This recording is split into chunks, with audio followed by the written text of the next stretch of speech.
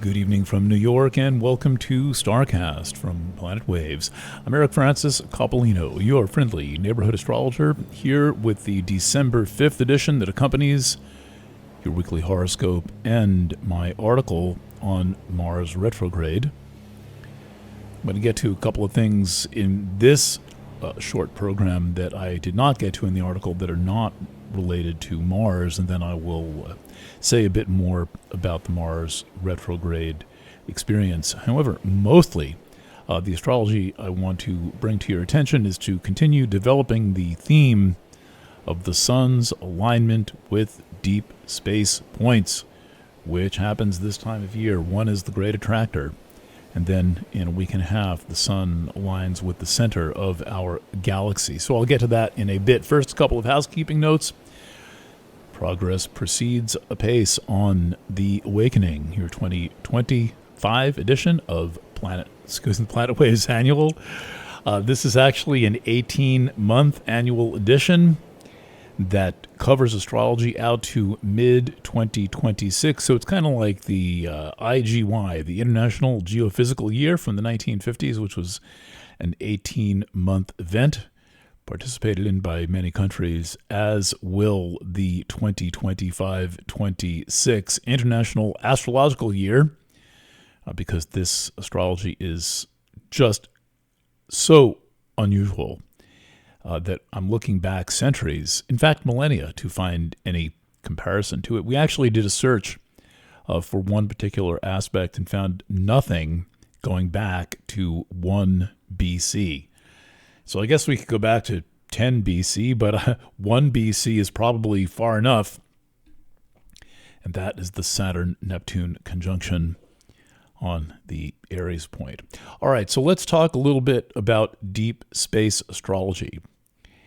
This is stuff that is not really recognized by most astrologers. I think the closest that any scant few come is to work with fixed stars, something I do a bit of when necessary. I never quite made it a specialty, but I am friends with fixed stars when they show up. However, there have been 2 deep space points that have always had my attention from the time of finding out about them.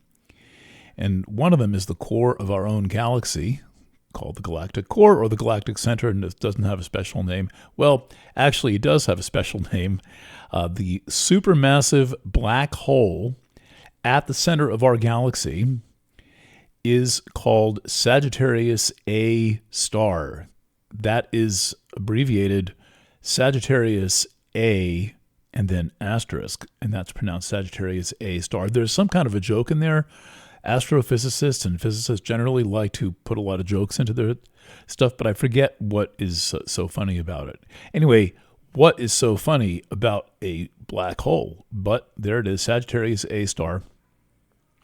And this is extremely close to the center of our galaxy. So for all practical purposes, that is the galactic center. And then there is another point, which is the one that the Sun and Mercury align with today, which is called the Great Attractor. If this topic interests you, sort those 2 things out. The galactic center is our little local galaxy. Little meaning 300 billion stars. We're 25,000 light years away from the center. We're about halfway out. We're between 2 of the galactic arms. We're kind of out in the boondocks. That's why it feels like this. But then there's another point, and that's the one that we've arrived at today, which is called the Great Attractor. This is the central gravitational flow, the kind of vortex, the watershed, you might say. Well, the vortex of like the valley that we live in. You might think of it that way, where like if there's a mountain valley and all the water flows toward a creek, a creek in the valley, and then there's also other features of the watershed that are extant, like below the ground, for example. And so in our local stellar watershed, and I'm talking about on a scale of megaparsecs, like it's really, really big, but so is the universe. There are 100,000 galaxies in the vicinity of the Milky Way, including us and including Andromeda, including M87, I'm sure including the Sombrero Galaxy, which is kind of right nearby That's the one that's depicted with this podcast, that are all being drawn toward this point. And the point is at the middle of Sagittarius. The location is 14 degrees and 17 arc minutes of Sagittarius, and it's called the Great Attractor. And the large thing that connects all those 100,000 galaxies is called Laniakea, Great Heaven. And this was first figured out in the mid-1980s, and then about 30 years later, an astronomer at the University of Hawaii named Dr. Brent Tully and his team did a lot of work and figured out that all of the nearby galaxies are being drawn toward the Great Attractor. I interviewed him about this. I'll link to the interview. It's great fun. You may have to weed through some stuff in front of it in Planet Ways, but it's in there. And then, then we have the question of the expanding universe, which we're told we live in an expanding universe. But everything is flowing around us is flowing toward the Great Attractor. And what Brent said is that this is a very typical feature in the universe where the galaxies are arrayed in these kind of family structures that are all flowing toward their own massive gravitational vortices. So what does all this mean? Well, to me, what it means is that, first of all, Sagittarius is a very far out sign. People who are Sagittarians they kind of all seem a little bit like visitors from outer space. They're like from someplace else. And these are the biggest, most significant and complicated and beautiful things that are near to us. Again, we're talking megaparsecs. Like, so far you can't even measure them in light years. And that, to me, beautifully describes what is going on, you might say, deep beneath the Sagittarian psyche. And when I do I'm about to do the Sagittarius, the Awakening reading. I've got it going, and I'm going to put a bunch of work in on that today. And the contrast between the kind of worldliness of Sagittarians and then also this sense of being these visitors from far away is, I think, one of the most interesting contrasts in the Sagittarian psyche. Saggies do quite well on this planet. They seem to be able to maintain this sense of their own spiritual perspective, and then also understand how to interrelate to the locals, to the natives, more or less on their own terms. Some struggle more with it, and they need translators and people to help them count their money, but for the most part, Sagittarians do pretty well. And what I think is quite humorous is that, for example, Taurus is said to be about the bull, right? The bull. So you find out, well, there's a constellation that's supposed to have a bull in it, but it's an imaginary scene, kind of connected. I can never see these. You go to the planetarium. Anybody see that South Park sketch, The Planetarium? And it's all boring. All the constellations look alike, I think Stan or Kyle says this. This is boring.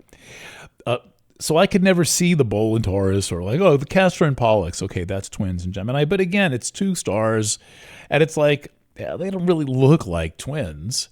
But we make a whole story up about there being twins, and there's supposed to be fishes in Pisces. Okay, so somebody draws the line, and you see the fishes, and it's oh yeah, I gotta see what you're saying. But again, it's stars that are just kind of forming an imaginary pattern from the Earth. There's no actual fishes in Pisces. There's no bull in Taurus. But with Sagittarius, what we have, although this does not seem to factor into the mythology of the hunter and the centaur and all this, well, there are physical features that absolutely tell us something about this time of year and the people born this time of year and events that happen this time of year. And so that is, I think, really exciting. And one of those points, as I mentioned, is this central gravitational vortex, this gravitational anomaly called the Great Attractor. And what happens tonight is overnight. Let's see. I've got 9:17 and 36 seconds p.m. Eastern Standard Time. Is that, as you know, we're in the middle of Mercury retrograde. Mercury's retrograde in Sagittarius, and the Sun and Mercury retrograde align at 1427, just 10 arc minutes away from the Great Attractor. Right splat, bang on the Great Attractor. And so this kind of draws that close to us. The Sun is part of this, very directly aligned with this thing. And then Mercury, even closer to the Sun, passing between the Sun and the Earth, is aligned with the Sun and this thing and with us. And so this is a story of large forces at work. I'm going to get into that in a news story when I finish this astrology stuff. And so even though this does not have kind of garden variety, ordinary, mundane meaning for most astrologers in most circumstances, I think that we need to read this point, the Great Attractor, for example, we'll get to the galactic core next week, as very large forces at work. And there's other delineations also. The Great Attractor, everything is rushing toward it. It's something like 1,000,000 miles an hour. The entire galaxy, our entire spiral island in space. I mean, look up Barred Spiral Galaxy if you want to see what this looks like. And I've got the photo of the Sombrero Galaxy. Close enough. It's a very beautiful thing to be part of a galaxy. And the Great Attractor, I cannot, in all my imagination, conceive of how this is possible. Brent Tully says it's a massive pool of subatomic particles. How they know this, I haven't the faintest idea. But it is so massive that 100,000 galaxies are rushing toward it at 1,000,000 miles an hour. So this kind of sense of pursuit is very Sagittarian. And this sense of something that is very far away is inherently Sagittarian. And the ancient astrologers, this is one thing I especially love about these deep space points in Sagittarius. The ancient astrologers didn't have the faintest clue that these things existed. They're both creatures of the 20th century. The galactic center is only discovered. The history of this is hilarious. As they're like, well, what are those smudgy looking stars up there? Maybe they're nebulae, or maybe they're comets, or maybe they're galaxies, right? But they don't have that fine point of light like a star does, because they're great big things that are shaped like ovals or ellipses or spirals, and some of them we look at them. We look across the kind of horizon of it, and then some of them we're looking at them from above because they're angled toward us. I think that galactic astronomy is really great fun, just to contemplate these things and look at them and wonder what they are.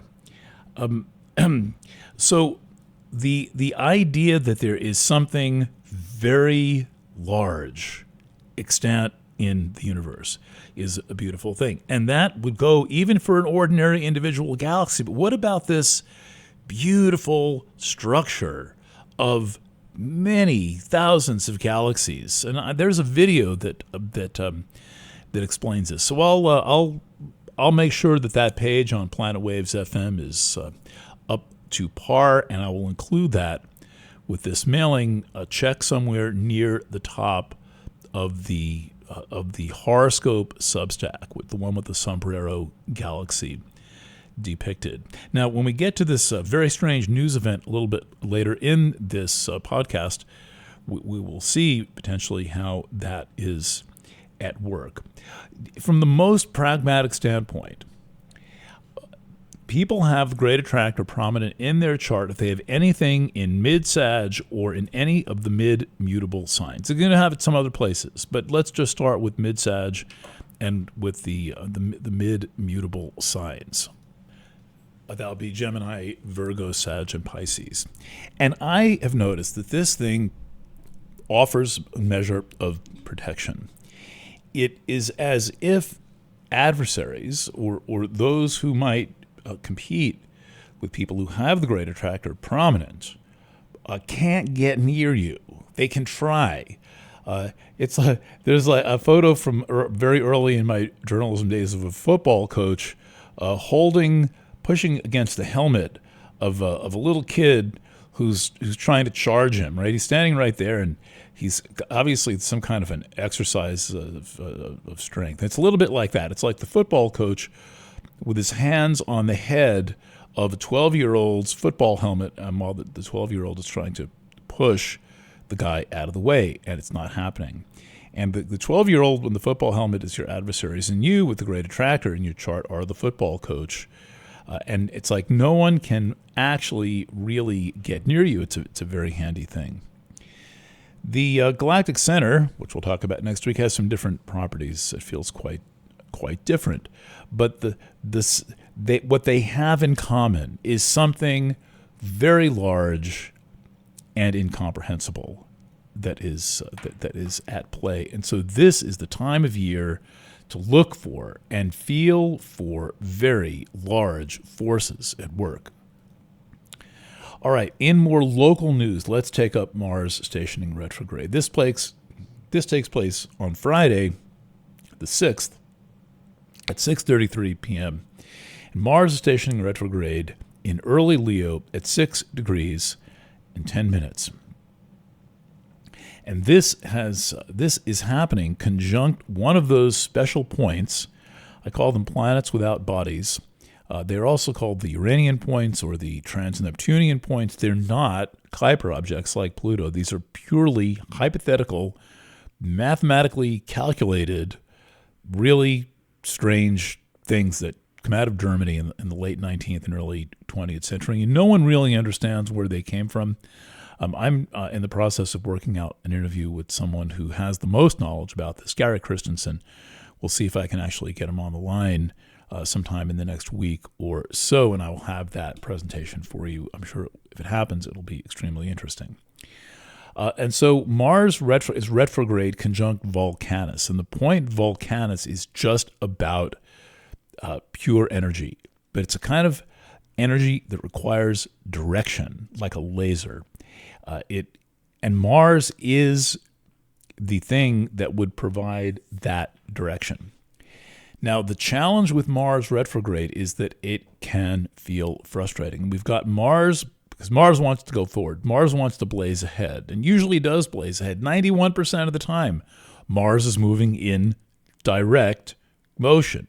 And like 9.4% of the time, it's moving in retrograde motion. So we're about to experience that 9.4% of the time starting on Friday, the 6th. And retrograde goes through the 23rd of February. And the retrograde spans 2 signs. It'll go back into Cancer. But the other really special thing about this retrograde is that it includes a series of oppositions to Pluto. And the first of those oppositions was in early November with Mars direct, and Mars and Pluto in the very last degrees of their signs. Pluto at the very end of its trip through Capricorn, and then Mars at the very end of Cancer, about to enter Leo. So that was the first one. So this is a little bit of fanfare with the movement of Pluto into Aquarius. And there's always fanfare when Pluto changes signs. There's always something going on, some accompaniment, something exciting. It always has kind of a flotilla with it. That flotilla, by the way, includes 2 very slow-moving centaurs in Aquarius, Amicus and Aureus, 2 rather different energies clustered in early Aquarius. And what's going to happen is that Mars retrograde over the next, where are we now? December, approximately the next month, is going to retrograde through those first 6 degrees of Leo and make oppositions to Amicus, Aureus, and Pluto, and then go into Cancer. And this is a whole other color cast of Mars, because Mars in a fire sign is one thing. Mars in a water sign is another thing. And with with Leo, we have a lot of themes related to father. Leo is ruled by the sun. In Cancer, we have themes associated with the mother, because Cancer is associated with the moon. It's ruled by the moon. And so that too is special, that there is this straddling of the summer signs, right? The midsummer signs in the northern hemisphere, Cancer and Leo. And Mars is going to be stirring the pot on these issues. And I can tell you that as a human being, who's been through therapy over quite a few years, and then also worked with many people as an astrologer and as a counselor and consultant, that almost everyone is dragging around parental issues. It's almost impossible not to. They are so influential. How can we escape this? It's very, very difficult. And all you can hope for is not to become your parents, and also not to completely be weighed down by their baggage. And this just sneaks in all kinds of cryptic ways and things that we just were not expecting. It creeps into our relationships, and I think that conscious, sentient people need to be mindful of this all the time, that we are dealing with all this family baggage. Now, as I've said, probably in every single edition of StarCast since June, now we're going on, more than 6 months, there's this cluster in early Capricorn called the that I'm calling the Family Hunger Games cluster. And this is a cluster of planets that include now Pallas Athene has joined the show, Ixion, Quatwar, Pholus, and one of those weird planets without a body called Cupido. And here is my next little topic. There was a murder in New York City on December 4th, on Wednesday, December 4th. Let me get out my Wall Street Journal article, and the guy who was killed, and it was apparently an assassination, was Brian Thompson, chief executive of United Healthcare, the largest U.S. health insurer. And he was shot at 6:45 a.m. when an assassin, because this is clearly motivated killing of a powerful person, stepped out from behind a parked car in the pre-dawn darkness and calmly followed the guy, and then started shooting him in the back, killing him. And the gun had a silencer. The assassin, we are told, all the press are reporting the same thing right now, passed through kind of a tunnel passageway and then got on some kind of a rental bicycle and, disappeared. And New York City is under extremely heavy surveillance after 9/11. And so there's lots and lots and lots of photos of this guy. Now, I'm reading in the New York Times that there were messages written on the bullet casings, because an automatic weapon ejects its bullet casings. A revolver does not. In a revolver, the casings are kept in the barrel, and the projectile is ejected out the front of the gun. But with a semi-automatic weapon, the casing is ejected from the chamber after each shot to make room for the next one. And apparently the authorities are saying that the words delay and deny were inscribed on bullet casings collected by the police. Now, we get to take that into account. Very brief look at the chart. I'm going to provide, where can I put this chart so it's handy? I'm going to link to it from the top of the horoscope. And then anyone hearing this podcast elsewhere will also see it. So I've got to do the Laniakea PWFM and then the Thompson chart. Now, I want to give you an example of, there's two main aspect patterns going on in this chart. And the first one is that Sagittarius is rising at Sagittarius sun time, and it was just before the sun came up. And so, therefore, 1249 Sag is rising. This was exactly conjunct Thompson's Great Attractor because the Great Attractor has moved about, it's about a degree off, but it's still very close because we all have it right around the same place. And Mercury and the Sun were rising at the time in Sag, and then Jupiter was exactly opposite them. This to me says that we pick up on the very large forces at work theme. And the delay and the deny are references to the delay in payment and the denial of coverage for health procedures that leaves the allegedly insured people stuck with the bill. And so there's tremendous rage at the insurance companies. And the insurance companies are part of the deep state if there is one. So, for example, a lot of your property taxes go to pay the insurance bills of teachers. The whole school districts have teachers with lavish health insurance policies that are in our two-caste system, three-caste system. You've got people who are completely uninsured, and you've got people who are getting their insurance paid for by their jobs, and for public employees, you and I pay for those bills. And then you have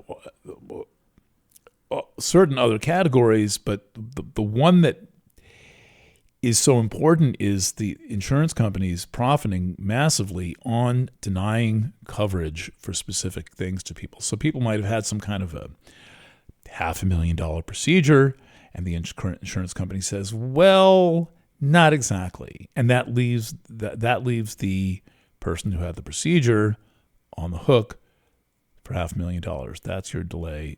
That's the deny part of that message on the bullet casings. Okay, so this chart, though, says that something much bigger is going on.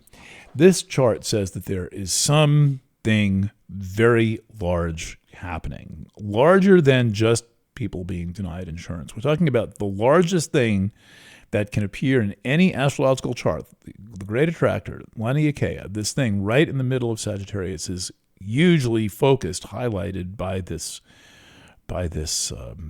chart. With Jupiter right there in opposition to it, it is quite a chart. My physical clue that this was an inside job is simply this. The assassin had information that this CEO would step out of the building, exactly out of the hotel building, and take a walk at 6:45 in the morning. How did he know that? And second, I'm reading in the Wall Street Journal that typically he traveled with a security detail. Oh, that's interesting. So where was the security detail?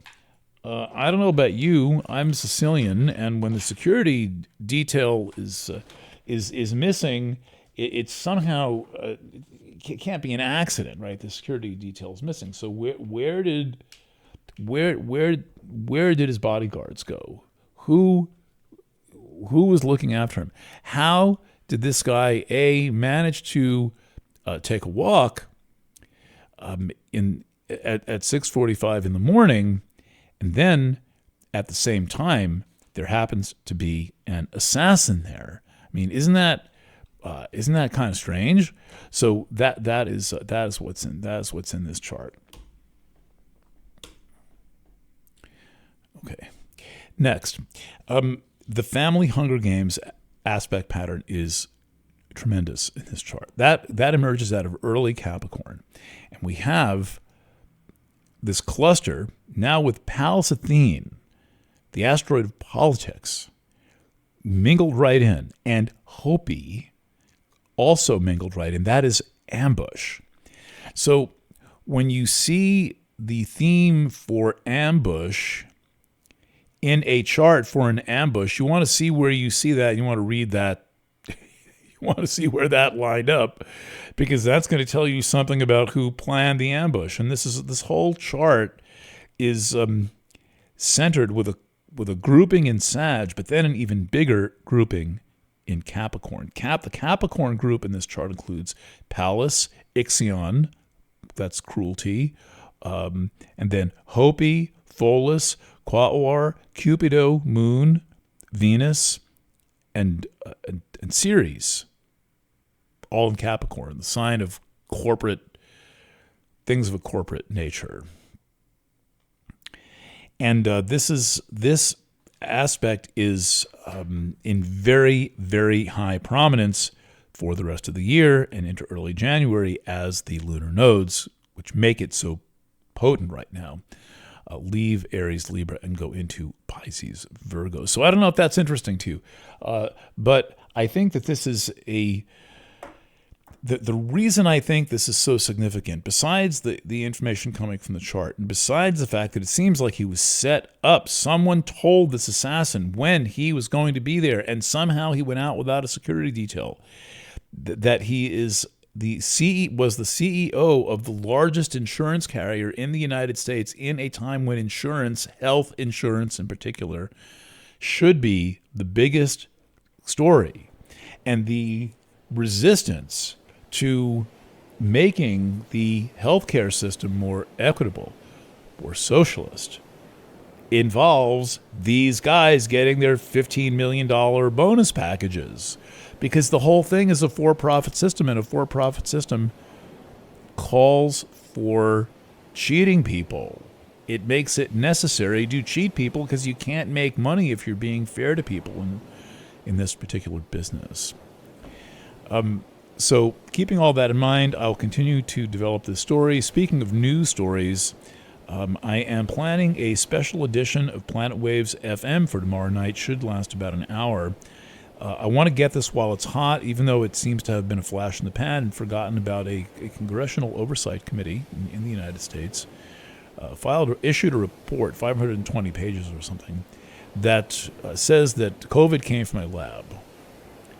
Now, I've been following this issue since the very beginning, since early 2020, and I'm going to tell you some of the facts about the evolution of this story and my response to what the Congressional Committee said. All right, I'm going to jump. I'm going to file this podcast, working on this on Thursday morning, and hopefully spend the day working on the Sagittarius reading.